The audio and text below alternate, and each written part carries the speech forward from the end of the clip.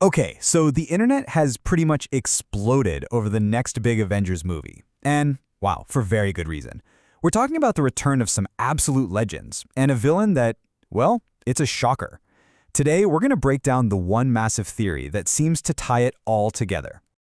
And just to get a feel for the tone, listen to this leaked line, which is apparently from Magneto himself. I mean, just let that sink in. It's not about winning or losing anymore, is it? It's about identity. The stakes are going to be so unbelievably high that these heroes will have to look in the mirror and ask who they really are. So, who's going to be facing this challenge? Well, let's dive into part 1, the hero's return. And trust me, if you're a fan of Marvel's original movie Mutants, you're going to want to sit down for this. That's right, you heard me. It's not a rumor, it's not a what if anymore.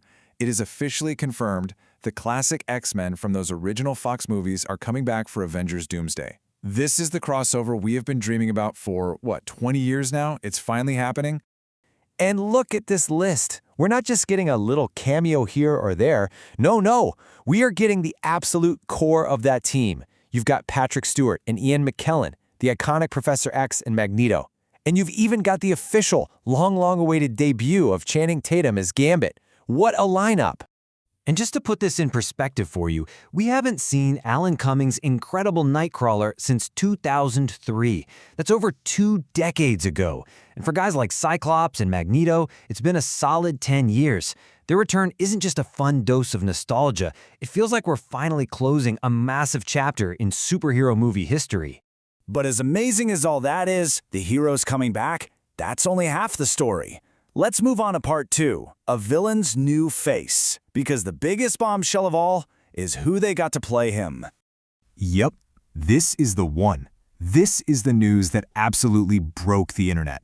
Robert Downey Jr., the man who basically built the entire MCU on his back, is returning.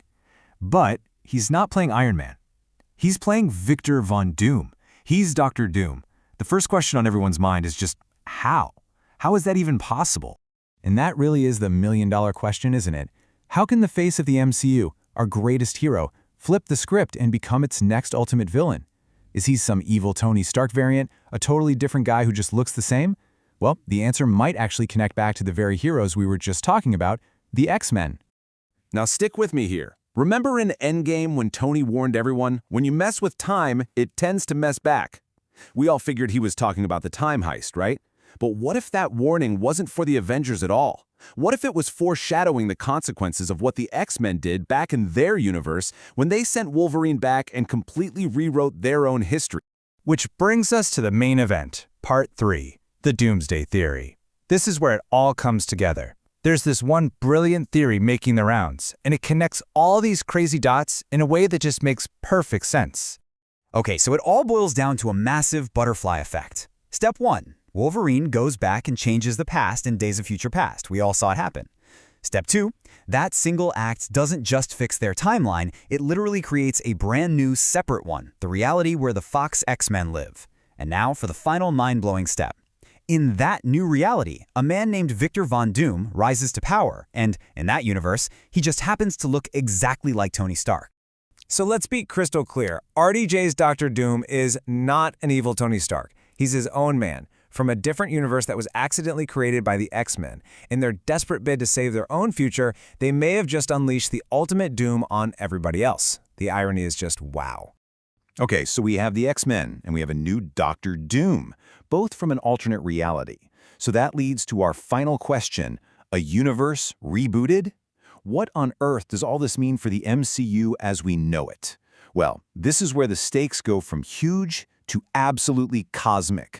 Now, to get this next part, you have to understand a key word from the comics, incursion. And yeah, it's as bad as it sounds. An incursion is a multiversal apocalypse.